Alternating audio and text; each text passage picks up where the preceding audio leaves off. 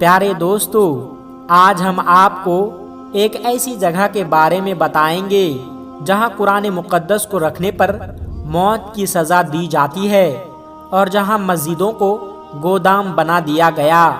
और अल्लाह तबारक व तआला ने उस जगह कैसे अपनी कुदरत का करिश्मा दिखाया, इस बारे में पूरी तफसील जानने के लिए आज की इस वीडियो को आखिर तक ज़रूर देखिएगा।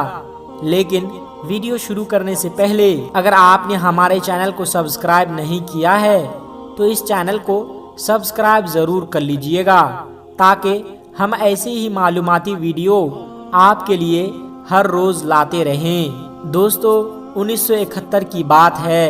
रूस में कम्युनिज्म का तूफान बोलता था, बल्कि दुनिया तो ये कह रही थी कि बस अब पूरा एशिया सुर्ख हो जाएगा। उन्हीं दिनों एक शख्स मॉस्को ट्रेनिंग के लिए चले गए।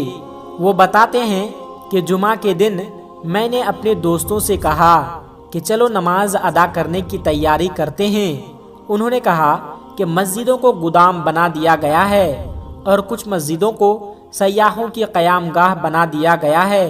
यहाँ शहर में सिर्फ 2 ही मस्जिद है जो कभी कभी बंद और कभी कभी खुली होती है। मैंने कहा कि आप मुझे मस्जिद का पता ही बता दें, मैं खुद ही वहाँ चला जाता हूँ। मैं जुमा की नमाज अदा करने मैं खुद ही वहाँ चला जाता हूँ। उन दोस्तों से पता मालूम करके वहाँ पहुँचा तो वो मस्जिद बंद थी। मस्जिद के पड़ोस में ही एक बंदे के पास मस्जिद की चाबी थी। मैंने उस आदमी को कहा कि मस्जिद का दरवाज़ा खोल दो, मुझे नमाज पढ़नी है। उसने कहा कि दरवाज़ा तो मैं खोल दूंगा, लेकिन अगर आपको कोई नुकसान पहुंच जाए तो मैं जिम्मेदार नहीं रहूंगा। प्यारे दोस्तों, उस शख्स ने मस्जिद का दरवाज़ा खोला तो अंदर मस्जिद का माहौल बहुत ख़राब था। मैंने जल्दी जल्दी सफाई की और मस्जिद को साफ करने की पूरी कोशिश करने लगा। फिर सफाई से फारिग होने के बाद बुलंद आवाज़ से आज़ान दी और अजान की आवाज़ सुनकर बूढ़े, बच्चे, औरत और जवान सब मस्जिद के दरवाजे पर जमा हो गए कि यह कौन है जिसने मौत को आवाज़ दी है। लेकिन मस्जिद के अंदर कोई भी नहीं आया क्योंकि मैं अकेला ही था। बस ज़ोहर की नमाज अदा की और मस्जिद से बाहर आ गया।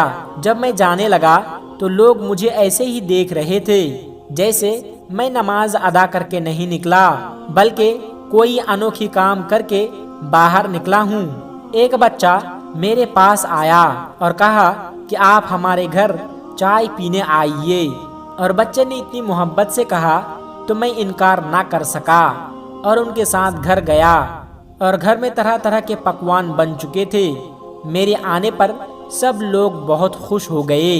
मैंने खाना खाया और चाय पी तो एक बच्चे जो मेरे साथ बैठा हुआ था उससे पूछा, आपको कुरान पाक पढ़ना आता है?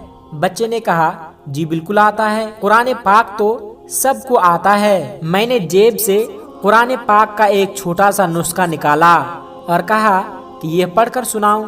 तो बच्चे ने कुरान देखा, फिर मुझे और फिर अपने माँ बाप को देखा।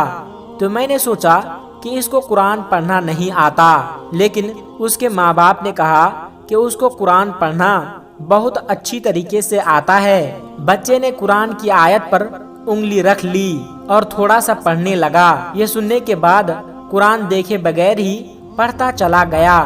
मुझे हैरत का शदीद झटका लगा कि यह तो कुरान पाक को देखे बगैर ही पढ़ने लगा। मैंने उसके वालिद से पूछा कि मामला क्या है। उसने मुस्कुराकर कहा कि दरअसल हमारे पास कुरान पाक की आयत का एक भी टुकड़ा मिल जाए तो उसके तमाम खानदान को फांसी की सज़ा दे दी जाती है। इसी वजह से हम लोग घरों में कुरान पाक नहीं रखते। तो मैंने हैरान होकर पूछा कि इस बच्चे को कुरान पाक किसने सिखाया और कैसे सिखाया, क्योंकि कुरान पाक तो किसी के पास है ही नहीं। उन्होंने बताया कि हमारे पास कुरान के लिए हाफिज हैं, कोई दर्जी हैं, कोई दुकानदार तो कोई किसान। हम उनके पास अपने बच्चों को भेज देते हैं मेहनत मजदूरी के बहाने। वो उनको सूरा फातिहा से लेकर सूरा नास तक ज़बानी कुरान पढ़ा देते हैं।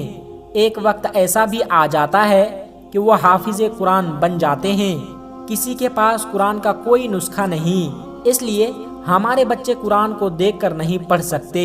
اس وقت گلی محلے میں جتنے بھی بچے دکھائی دے رہے ہیں یہ سب کے سب حافظ قرآن ہے۔ یہی وجہ ہے کہ جب آپ نے اس بچے کے سامنے قرآن پاک رکھا تو اس کو پڑھنا نہیں آ رہا تھا، کیونکہ وہ زندگی میں قرآن پاک کو دیکھ کر کبھی نہیں پڑھا۔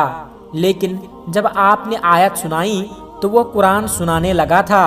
اگر آپ اس کو نہ روکتے تو یہ آپ کو تمام قرآن پڑھ کر سنا دیتا۔ اس نوجوان نے بتایا کہ میں نے قرآن پاک کے ایک نہیں ہزاروں معجزے دیکھے۔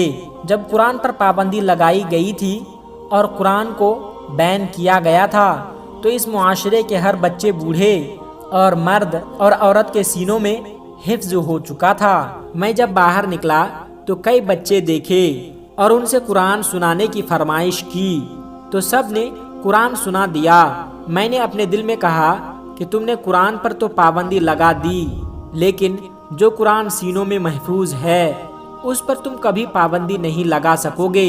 تب مجھے احساس ہوا کہ اللہ تبارک و تعالیٰ کے ارشاد کا کیا مطلب ہے کہ اللہ پاک نے فرمایا کہ بے شک یہ قرآن ہم نے نازل کیا ہے اور ہم ہی اس کی حفاظت کرنے والے ہیں۔ دوستو، آخر میں اللہ تبارک و تعالیٰ سے دعا ہے کہ اللہ پاک ہم سب کو قرآن پاک کی عظمت کو سمجھنے کی توفیق عطا فرمائیں۔ آمین ثم آمین۔ دوستو، امید کرتے ہیں کہ آج کا یہ کرشمائی ویڈیو آپ کو اچھی لگی ہوگی۔ اگر آپ کو ذرا بھی اچھی لگی ہو تو اس ویڈیو کو ایک لائک کر کے ہمارے چینل کو سبسکرائب ضرور کر لیجئے گا۔ تب تک اپنا اور اپنوں کا بہت زیادہ خیال رکھیے گا۔ السلام علیکم ورحمۃ اللہ وبرکاتہ۔